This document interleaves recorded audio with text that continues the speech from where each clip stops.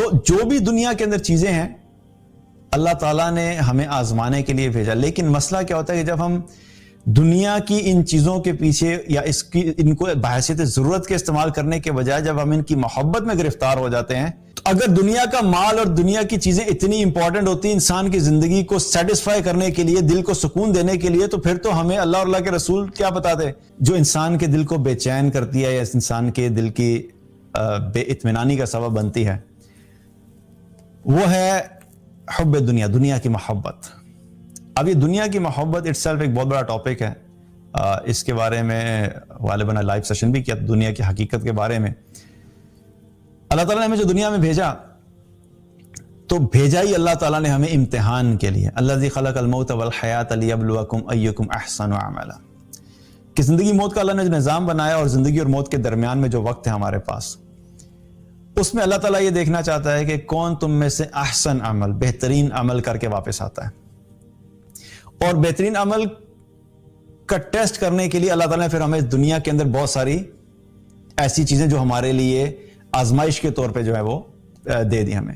لیکن اللہ کی رحمت یہ ہے کہ اللہ تعالیٰ نے بہت ساری چیزیں ہمارے ٹیسٹ کے طور پہ دی، لیکن پھر ان سب چیزوں سے فائدہ حاصل کرنے کے لیے حلال طریقہ بھی بتا دیا۔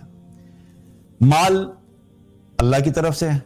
لیکن اللہ نے بتا دیا کہ مال کماؤ، مسئلہ نہیں ہے، مال کمانے میں کوئی پرابلم نہیں ہے، لیکن حلال طریقے سے کمانا۔ اسی طریقے سے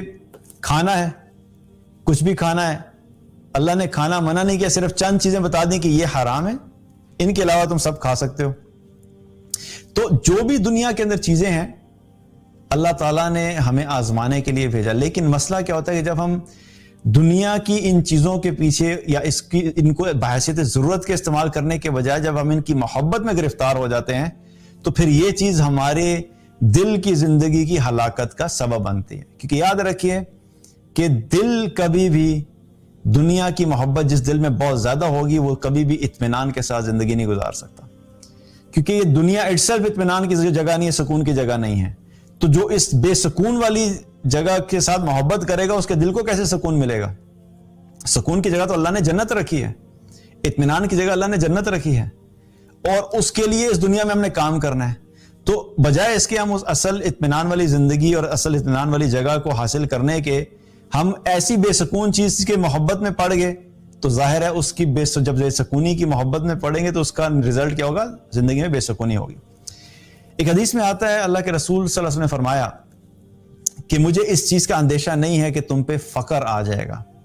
یعنی تمہارے پاس مال نہیں ہوگا یا تمہارے پاس دنیا کے مال و متاع جو ہے وہ ختم ہو جائے گا یا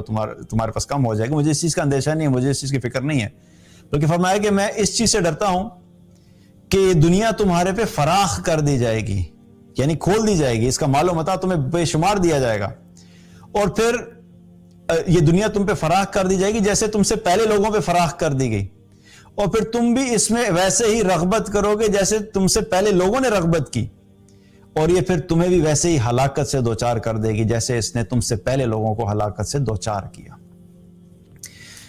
تو اگر دنیا کا مال اور دنیا کی چیزیں اتنی امپورٹنٹ ہوتی ہیں انسان کی زندگی کو سیٹسفائی کرنے کے لیے، دل کو سکون دینے کے لیے، تو پھر تو ہمیں اللہ اور اللہ کے رسول کیا بتاتے؟ مال کماؤ،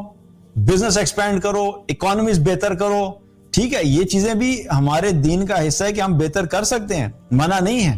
لیکن یہ مقصد زندگی نہیں ہے۔ اللہ کے رسول صلی اللہ علیہ وسلم کو جب انہوں نے دعوت کا کام کیا، اس وقت سے لے کے جو 23 سالہ زندگی ہے، ہمیں اٹھا کے دیکھ لینا چاہیے کہ اس 23 سالہ زندگی کے اندر جو کور فوکس رہا ہے اس دعوت کا وہ کیا تھا؟ کتنی دفعہ اکانومی کو بہتر کرنے کی بات ہوئی، کتنی دفعہ بزنسز کو بہتر کرنے کی پلاننگ کی بات ہوئی۔ یہ سب چیزیں بھی ہمارا دین ہمیں گائیڈ لائنز دیتا ہے، لیکن اصل چیز جس چیز پہ مستقل فوکس کیا گیا وہ کیا تھا؟ ایک اللہ کی بندگی کرو، شرک نہیں کرو، اللہ کی بندگی کرو، اور لب لباب دیکھا ہے تو وہ یہی ہے کہ اللہ کے غلام بن جاؤ، اور لب لباب دیکھا جائے تو وہ یہی ہے کنکلوژن کہ اطیعوا اللہ و اطیعوا الرسول، اللہ کی اطاعت کرو، اللہ کے رسول کی اطاعت کرو، یہ کام ہے تمہارا۔ اور اس میں پھر اس اطاعت میں رہتے ہوئے تم نے جتنی بھی زندگی گزارنی ہے اس زندگی کو گزارو گے تو تمہاری دنیا کی زندگی بھی اچھی ہوگی، اطمینان والی ہوگی، سکون والی ہوگی، اور آخرت بھی تمہاری بہتر ہوگی۔ جب مسلمان اللہ کی اطاعت اور اللہ کے رسول صلی اللہ علیہ وسلم کی اطاعت سے باہر نکل جاتے ہیں تو جو جتنا دور جائے گا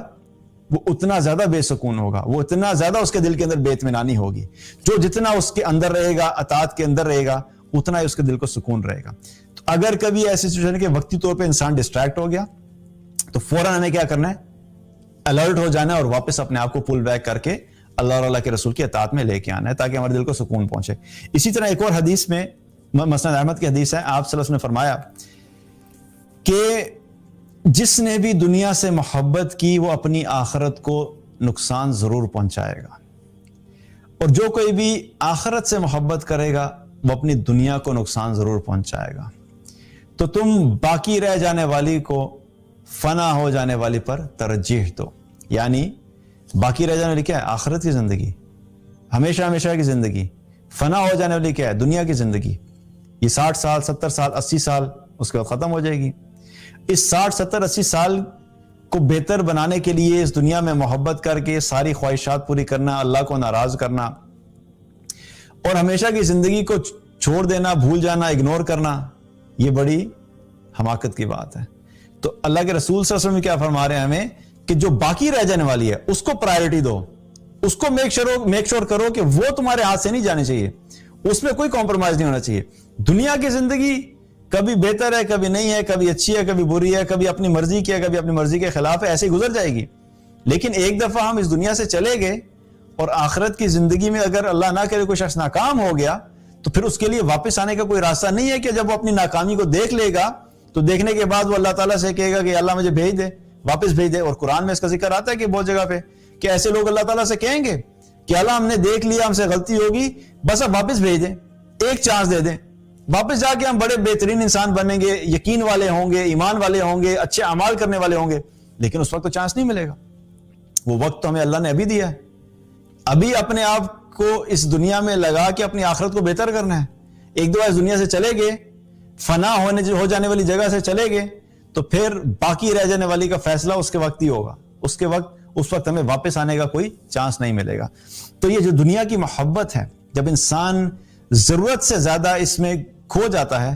یہ چیز بھی انسان کے دل کو بے چین کرتی ہے. اسی لیے ہمیں دنیا میں بار بار اپنے آپ کو فوکس کرنا ہے کہ اس کو اتنا رکھیں جتنی ہماری ضرورت ہے. مال اگر زیادہ اللہ دے رہا ہے, اللہ تعالیٰ کی طرف سے وسعت ہے, برکت ہے, تو الحمدللہ. لیکن اس کو کمانے میں یا اس کے پیچھے بھاگنے میں اتنا مت کھو جائیں ہم کہ ہم اللہ کو بھول جائیں, نمازوں کو بھول جائیں,